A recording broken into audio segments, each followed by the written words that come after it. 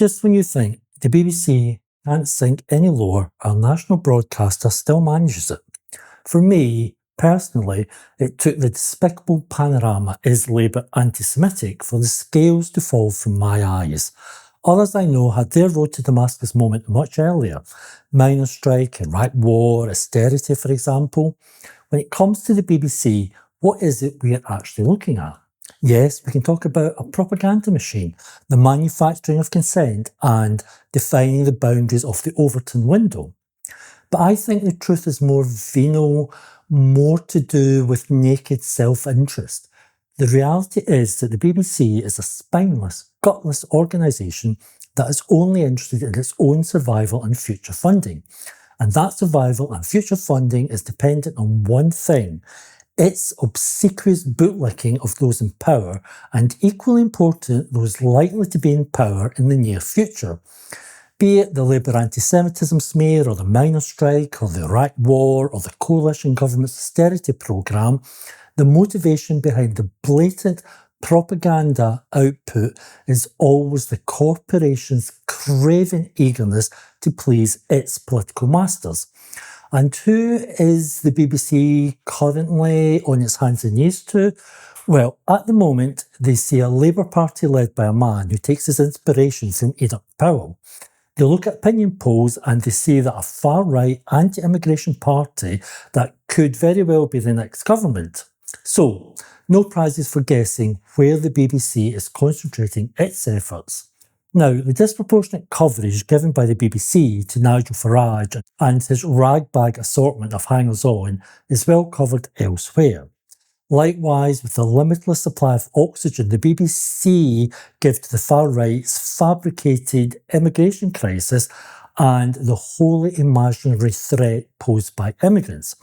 The BBC gleefully fans the flames of racism and intolerance spewed out by rags like the Daily Mail and Daily Express, and in a posher accent by the likes of the Daily Telegraph and the Times. Why? Because this chimes with what appears to be the politics for our Prime Minister, Keir Starmer, and most definitely reflects the politics of those who, quite possibly, will form the next government, or Reform UK. This week we had a small but quite telling example of the BBC's cowardice when it comes to standing up to the pressure exerted by the hard right. Outside of Gardner's Question Time, I can't think of a less likely place for a political controversy to blow up than BBC4's Thought for Today. For anybody not familiar, this is a slot of 3 or 4 minutes put out as part of Radio 4's early morning news programme. It gives a platform for well-intentioned individuals, mainly religious, to give a meditative, contemplative and personal view on some issue of the day. It is pleasant enough to listen to, bit bland, bit platitudinous, but not so on Wednesday there. Why? Because someone dared to say something that the hard right in this country don't like one bit. I heard it as it went out and nodded along approvingly. Only later in the day did I realise it had blown up into a major controversy. Outrage as Radio 4's Thought for Today brands generic xenophobic. BBC pulls Thought for the Day after guest brands generic as xenophobic. Did Thought for the Day call generic xenophobic? Huge BBC row erupts as Thought for the Day pulled in Tory migrant clash. BBC apologised over Thought for the Day xenophobia claims against generic. The BBC, of course, desperate to appease the ascendant far right in this country, took the programme down from its streaming service, censored it, then put it back up. As you might have gathered, the politician at the centre of the controversy is Robert Jenrick, a Tory who's desperately attempting to chase votes by imitating Reform's anti-immigration rhetoric. The guest speaker on Thought for the Day, who had so upset Jenrick and his hard-right anti-immigration gang, Dr. Krish Kandia. The most interesting aspect of this whole affair is exactly what the BBC had to excise from the broadcast to make it palatable to Jenrick and his hard-right Tory and Reform supporters. Let's listen to the section central to the controversy. Firstly, here is the section as it originally went out. A front-page story in the Mail on Sunday quoted Shadow Justice Minister Robert Jenrick talking about his fears for his young daughters. He said, "I certainly don't want my children to share a neighbourhood with men from backward countries who broke into Britain illegally and about whom we know next to nothing." These words echo a fear many have absorbed, fear of the stranger. The technical name for this is xenophobia. All phobias are, by definition, irrational. Nevertheless, they have a huge impact. It is understandable that many people are scared by the unknown, especially if they've been told illegality and unfairness are part of the story. However, over the past year, xenophobia has fueled angry protests outside hotels, housing asylum seekers, deepening divisions in our communities. After rigorous Home Office assessment, the majority... Now, here is the censored version currently online. The sentences removed from the original are shown in red. A front-page story in the Mail on Sunday quoted Shadow Justice Minister Robert Jenrick talking about his fears for his young daughters. He said, "I certainly don't want my children to share a neighbourhood with men from backward countries who broke into Britain illegally and about whom we know next to nothing." These words echo a fear many have absorbed, fear of the stranger. It is understandable that many people are scared by the unknown, especially if they've been told illegality and unfairness are part of the story. However, after rigorous Home Office assessment... So, these couple of sentences are obviously really important as they were what was censored. The technical name for this is xenophobia. All phobias are, by definition, irrational, nevertheless they have a huge impact. Over the past year, xenophobia has fueled angry protests outside hotels housing asylum seekers, deepening divisions in our community. Clearly, we can talk about fear of the stranger, but we're not allowed to call it by its proper name, xenophobia. And judging by the second sentence edited out, we're not allowed to say that those protesting outside hotels housing asylum seekers are actually motivated by xenophobia. Both the word xenophobia and any reference to protest outside hotels are expunged from the programme. But it's clear to many people that what Jenrick said was xenophobic, and those protesting outside hotels are in fact motivated by the same xenophobia. But the far right won't allow that to be said on the BBC. Why? Because they don't want a clear causal link made between the xenophobic rhetoric of Jenrick, Farage and other hard-right politicians and the hooligans we see gathering outside places where asylum seekers are staying. And that is the link clearly made in the original script. And that direct link is what is missing in the final censored version.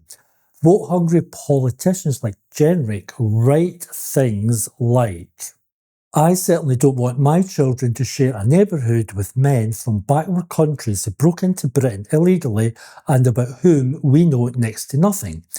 But these same people refuse to accept that they're the ones feeding the anti-immigration hysteria outside hotels and hostels. Here is an example of a recent far-right anti-immigration protest in Peterhead. As you can see, all the signage perfectly reflects the language of Jenrick and his ilk. Protect our women, protect our kids, stop the boats, save our children. And let's be clear on why Dr. Candia is correct to call Jenrick and the hotel protesters xenophobic. It's xenophobic because to claim asylum seekers are a threat to girls and women is simply factually incorrect. The evidence does not support this claim. It is a lie and a smear. An irrational fear of strangers because you believe them to be thieves, criminals and rapists is the very definition of xenophobia. As the speaker points out, the women and girls Jenrick and the protesters are so worried about have more to fear from their white native fathers and brothers and neighbours than the asylum seekers. After rigorous Home Office assessment, the majority of people arriving in small boats are found to be genuinely fleeing war, persecution and famine, circumstances we would never wish on our own families. The idea that they pose a greater risk to our children than those already within our communities isn't supported by evidence. Most crimes against children are committed not by strangers, but by people they know, often from within their own families or neighbourhoods. As Frances Ryan points out, these women and girls probably have more to fear from the sort of people who attend these protests than asylum seekers. Some protesters will feel genuine worry for the safety of local women. For others, tackling male violence is only desirable if those males are migrants or asylum seekers. Indeed, many involved in the Southport disturbances were perpetrators themselves. 2 in 5 people arrested for last year's riots had previously been reported for domestic violence. It's also worth noting just how weird, almost medieval, this whole shtick from Jenrick and the hotel protesters is. It's up to the menfolk to protect the virtue of their wives, sisters and daughters. It's a complete infantilisation of women, robbing them of any agency on their own behalf. It's an attitude and approach the Taliban would certainly endorse when it comes to men's relationship with wives, sisters and daughters. Jenrick and his anti-immigrant ilk are guilty of exactly the backward view of women they so readily project onto immigrants. And on that note, I want to end with the voice of a woman who neither needs nor wants the protection of Jenrick and his right-wing thugs from the supposed threat posed by immigrants. Remember that anti-immigrant protest in Peterhead? Meet Kate. Now, this brave lady took up an invitation to speak to the anti-immigrant protesters and explain why she didn't support them. I have no idea who she is or anything about her, but what's clear is that she's a brave lady indeed to face such a hostile crowd. Have a listen. Let her speak, guys. Just let her speak. Right, let's hear what she's got to say. Right? I got invited by your speaker here to come up and say why we were counter-protesting. I've just been told not to spout hate. There is no way I'm going to be spouting any hate because those counter-protesters are not for hate. Look what that says. Yeah, but why are you here? No racism, no fascism. We agree. We agree. 100%. We agree. That's fine. Well done, Kate. I agree with you. So, if you agree, why are we hearing all this targeting of migrants, of vulnerable people? You were talking about them. You were talking about them. Illegal. Said it 2 minutes ago. Illegal. Yes, illegal immigrants, less than 5%. Less than 5%. So, you don't want to hear the other argument. I got invited up here to speak. I came up to speak. Well done. And you won't listen to it. Yeah. You still disagree with you. You can disagree with me as much as you like. I disagree with you about where you're targeting your hate. Not about the issues. Sorry. We agree with you about the issues. We know that there's not enough public services. We know that the NHS is under difficulties. We know the things that you have been talking about services to disabled people, etc. We know that violence against women is rising exponentially, but that's white men, that's not immigrants. So we agree. My hero. If only we had politicians and a public service broadcaster as brave as this lady and that actually stood up against anti-migrant hysteria. No chance of the BBC changing anytime soon, but who knows, perhaps we might soon have a political party that will be as brave as Kate. But please do support left-wing media by liking the video and subscribing to the channel, and we will chat again soon. Bye for now.